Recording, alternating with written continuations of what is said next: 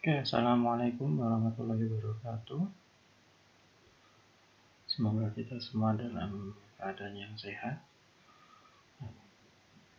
Di sini saya akan memberitahukan mengenai pelaksanaan ujian akhir semester khusus untuk mata kuliah praktikum kodifikasi tahun 2022 yang insya Allah akan diselenggarakan mulai dari 31 Januari sampai dengan 6 Februari sampai dengan 5 Februari.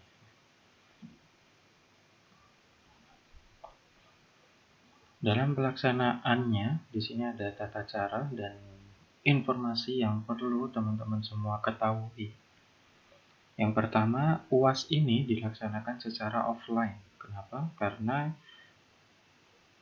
mata kuliahnya pun namanya juga praktikum. Pasti harus teman-teman menunjukkan soft skill dan hard skill yang sudah teman-teman peroleh dan teman-teman pelajari.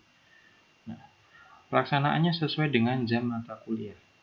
Jadi, semisal ada yang di hari Senin jam 10 sampai jam 11.50 ya, berarti UASnya juga sama di hari Senin jam 10 sampai jam 11.50.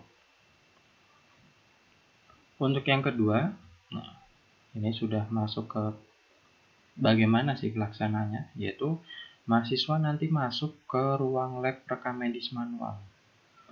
Itu satu persatu ya, jadi tidak semua masuk dan hanya dan satu persatu. Jadi satu mahasiswa nanti masuk, di situ nanti UASnya akan saya berikan metodenya mungkin tanya jawab seperti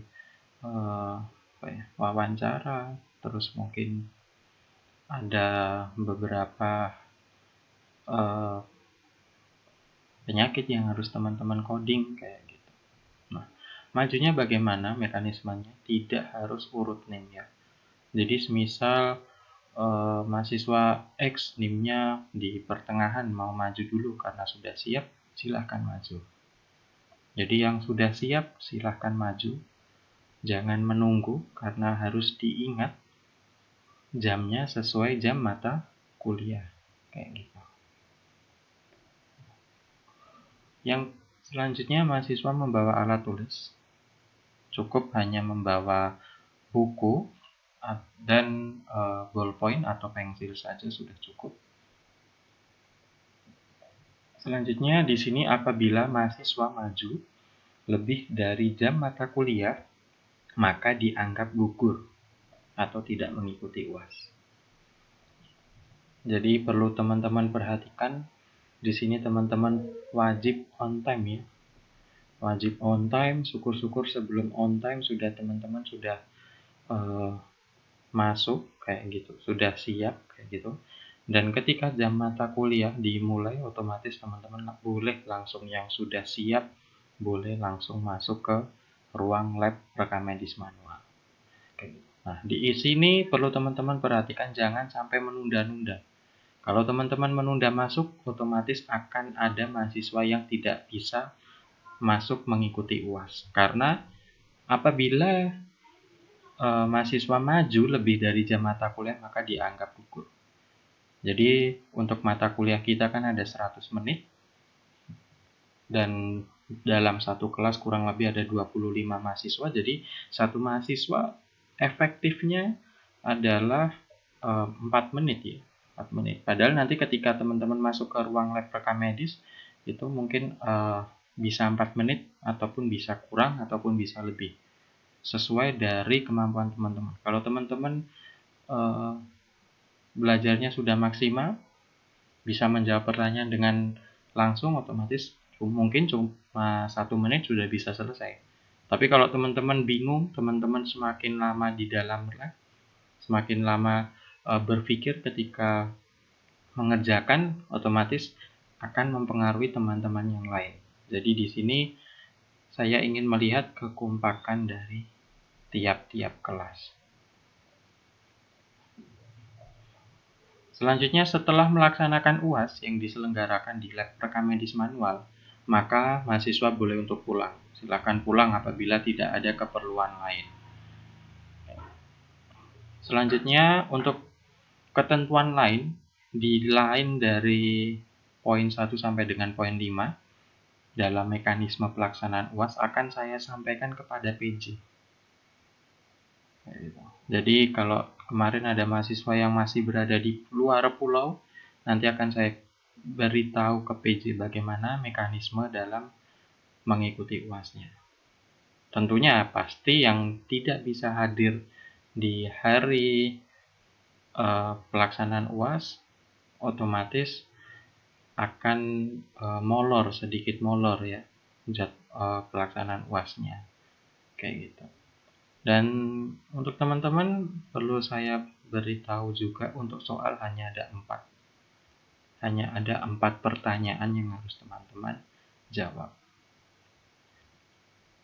Jadi perlu diingat yang pertama adalah kekompakan teman-teman, karena kalau teman-teman semakin lama dalam menjawab pertanyaan, otomatis akan membuat teman-teman yang belum maju itu semakin kurang waktunya. Jadi harus pintar-pintar manajemen.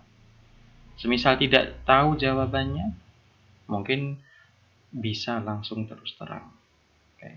Jangan membuat kondisi yang bisa menimbulkan makan waktu yang lama.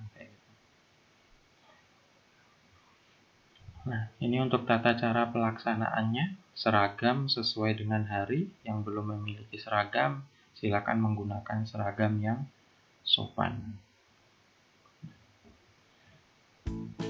Nah, selanjutnya untuk materi. Materi pasti melingkupi ICD 10 dan ICD 9. Bukan hanya sekedar mengcoding, tapi teman-teman harus pelajari semua materi-materi basic, tanda baca, fungsi, kegunaan, kepanjangan, dan lain-lainnya perlu teman-teman pelajari. Baik yang teman-teman pelajari dari saya ataupun dari asisten rekan medis.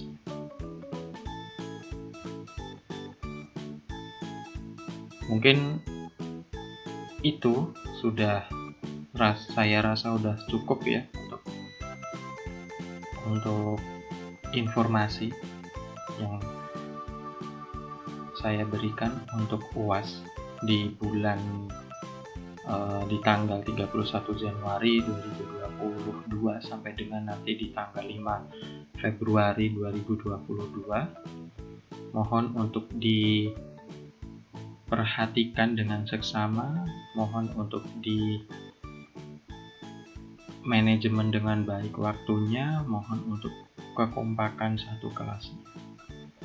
Mungkin begitu dari saya harap untuk saat ini mungkin tidak ada pertanyaan lebih lanjut karena banyak sekali pertanyaan-pertanyaan yang dilontarkan dari banyak mahasiswa, tapi sama semua ya pertanyaannya. Oke, dari saya akhir kata, wassalamualaikum warahmatullahi wabarakatuh.